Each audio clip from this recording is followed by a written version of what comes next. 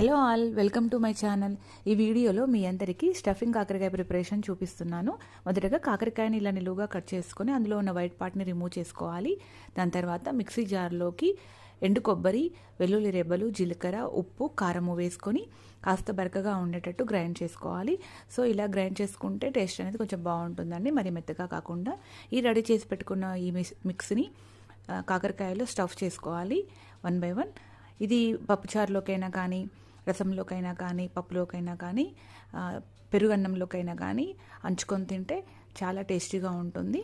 So ఇలా అన్నిటినీ ఇలా రెడీ చేసుకొని పెట్టుకొని ఉంచుకున్న తర్వాత పెనం పెట్టుకొని అది కాస్త వేడైన తర్వాత దానికి ఆయిల్ రాసి దాని మీద 1 by 1 మనం ఇలా ప్లేస్ చేసుకొని దానిపైన కొద్దిగా ఆయిల్ వేసుకొని మూత పెట్టుకొని ఒక 5 to 10 minutes అనేది మగ్గనివ్వాలండి. అప్పుడు 2 వైపులా కాల్చుకోవాలి. సో ఎంతో టేస్టీగా ఉండే స్టఫింగ్ కాకరకాయ రెడీ అయిపోయింది. మీరు ఒకసారి ట్రై చేసి చూడండి. నా ఛానల్ నచ్చితే లైక్ చేసి